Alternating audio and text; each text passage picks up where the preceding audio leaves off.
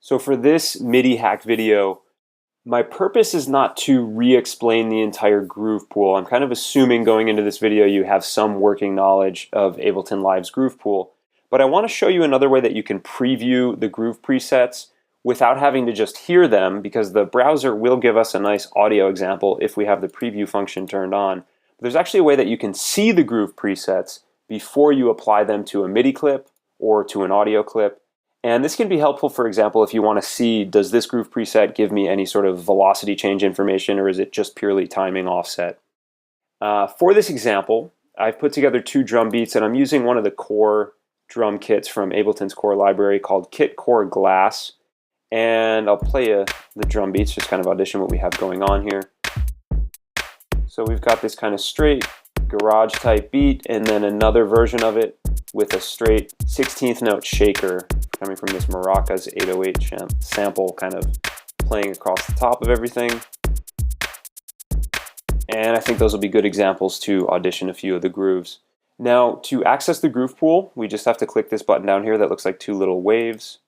And from this window that says drop clips or grooves here, all I have to do is control click or right click. And you can see it says Browse Groove Libraries. If we click that, it'll take us right to all of the groove presets that come with Live's core library. And let's start with one of these swing presets. Let's take Swing 1655, and we'll throw that into our groove pool. Now, remember, you can apply a groove to a clip simply by dragging and dropping it onto the clip, or you can also select a clip and then going down to the groove drop-down menu here, the groove chooser in this clip window area, we can click this and choose the groove right from there as well. So I think I've applied the groove now to both of these clips. Looks like I have. So let's play it back with the groove and without the groove. Switch it to none here. I like it better with the groove. And then here it is with our 16th note maracas.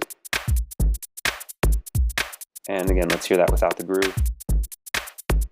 You can hear how it's much more straight, much more kind of robotic sounding.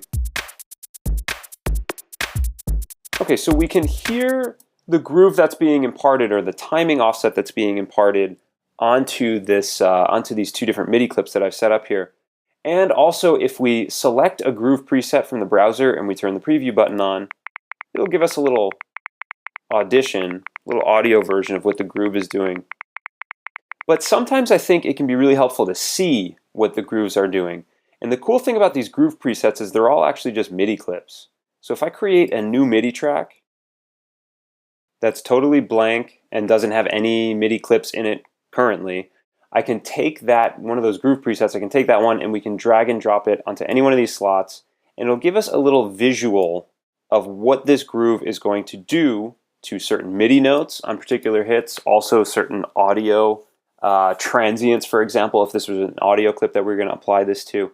So you can see here that this groove is going to take, looks like every even numbered 16th note, because this is a swing 16 setting, and it's going to pull those off the grid. It's basically going to make them happen later in time than they normally would, whereas all of the odd numbered notes, the first one, the third one, the fifth one, etc., those are all being locked straight onto the grid. So again, we can see here exactly what this is doing, and we can also see that the swing preset is going to affect timing, but it's not going to do anything to velocity.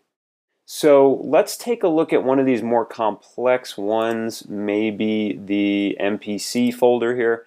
And there's some great ones in here. Let's try the MPC 16 double up 70, sure. Let's just see what it's doing. We can audition it first. Okay, great. But I think it's going to be more helpful to see it as well. So let's look at it, maybe zoom into the first bar.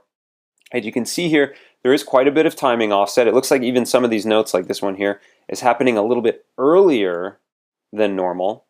But more importantly, we also see there's a lot of velocity change information. And like I said earlier, previewing clips in this fashion where we can view them on empty MIDI clip slots, this is a handy way to see what's going on not only with timing but also with velocity information, because not all of these groove presets are going to impart any sort of velocity information.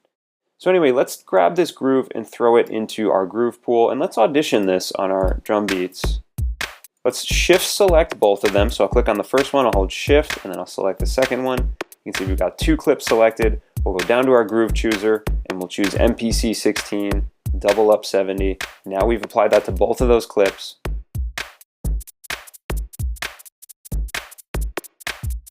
Very nice. Adds quite a bit of shuffle. And let's extend the groove pool here so we can see all the parameters. And we can see here there is some of that timing information imparted from the groove. We also have some of the velocity information. So if we go over here, let's actually look at the groove preset. You can see that about 35% of this velocity information is being applied to my drum clip and about 80% of the timing offset. Let's just see, for the sake of curiosity, what happens if we push these both up to 100% so we're getting exactly what's going on here with velocity and timing in this groove preset. And I do like the sound of it, but it gets a little bit too quiet because some of those velocity changes are pretty drastic, so I think that's why they had it dialed back a little bit. Let's go back to where it was, about 35%. And I actually like 100% of the timing offset though, so I think I might leave that. Let's again make sure we apply that to both of our clips. Looks like it is already applied. Fantastic. So as you can see, taking any of these groove pool presets and simply dragging and dropping them onto an empty MIDI clip slot in the session view. You can also do this on a MIDI track in the arrangement view. Just drag it into an empty area. Double click on the clip and you can get a nice visual representation of what's happening with that groove.